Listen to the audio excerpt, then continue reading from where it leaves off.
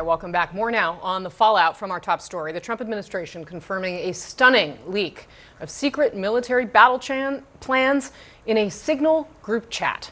I want to bring in now the former national security advisor in President Trump's first term, John Bolton. Ambassador Bolton, thanks very much for being on the show. Glad to be with you. So let's just start with this. What was your reaction to learning about these secret plans being communicated in this Signal group chat?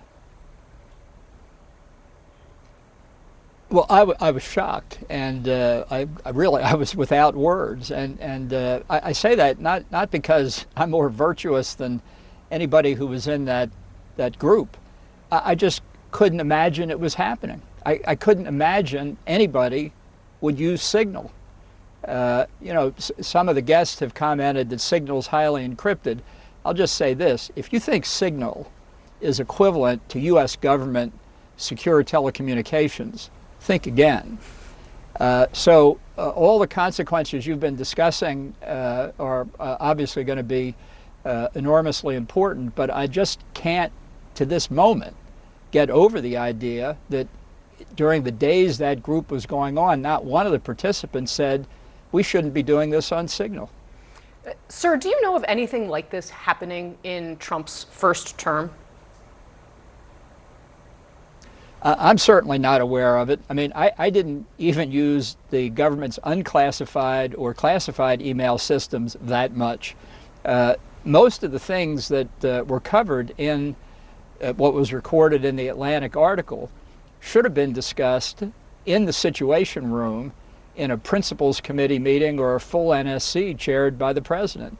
It looks to me like this was a typical Donald Trump decision, let's bomb the Houthis, that then everybody raced to implement without talking about the implications, including, for example, Vice President Vance apparently on this chain saying, I don't agree with this.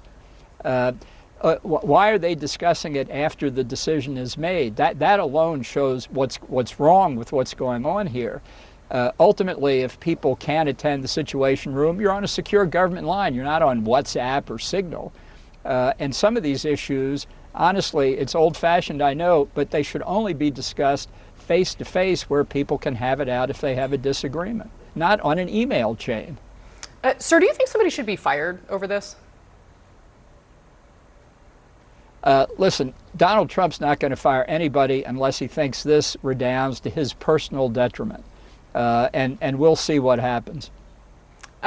Do you think that this is worse than what Hillary Clinton did with her private email in 2016? I know you were very critical then. Yeah, I was very critical then. And, we call this process learning. That when somebody does something like what she did, whether she deserved to be prosecuted or anything else, that goes into the memory in the body politic. How can you then turn around and conduct, let's forget the classification issue. How can you conduct official government business over a non-official channel? Maybe there's some in extremis situation when you're on Samoa or something and there aren't any official channels.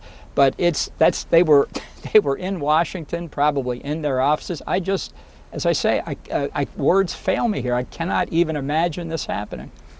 Sir, do you think that Trump administration officials broke the law when they had this Signal chat?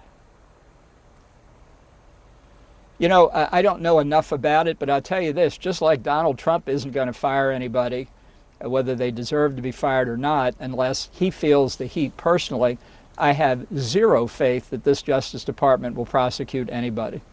Zero.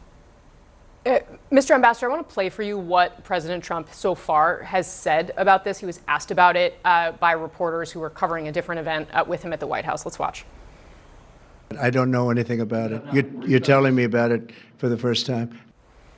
So he says there that he's being told about it for the first time. Now, when that happened, the story had been out and in the banners on various news networks for a couple of hours. Do you buy what the president said there? No, because he sits in his dining room, or at least he did in his first term, and watched Fox mostly. Occasionally he'd tune into CNN, but maybe even MSNBC, but mostly Fox. If Fox had it on the news in the past several hours, then he knows about it for sure, or somebody like Dan Scavino would have run in and told him. But notwithstanding that, now you've got him on tape saying he's hearing about it for the first time. Now we'll see if he feels any heat. If he doesn't feel the heat, these people are golden. They're in for as long as they can stay. Sir, do you think, are you convinced that the Chinese or the Russians or any of our adversaries had access to this information as it was being communicated? Do you think it was fundamentally insecure and possibly widely disseminated? You know, I don't really know enough about what they were up to be able to comment on that. I would just say this: we have government secure communications facilities for a reason. They may not be perfect either, but there isn't anything else that's as good. How clear can I be on that point? That's why you don't use non-official channels for official business, and especially not for business that's sensitive or classified. It's a very simple point, and you would think that somebody on this chain would have figured it out, unless it bespeaks of a wider pattern of behavior that goes well beyond the events dealing with the strikes on Yemen. What's your assessment of how Jeffrey Goldberg, the editor-in-chief of The Atlantic, handled this situation? He watched this unfold. When he realized it was legitimate, he took himself off. He did write that this happened, but he did redact significant classified information that he was then privy to. It was not published in The Atlantic. Overall, did he do the right thing? Well, from a very brief reading of the article, I didn't see anything to criticize. I think his initial reaction that it might be a scam, it's somebody trying to entrap a journalist, or it might be a spoof, or who knows what, it was legitimate for him to stay on.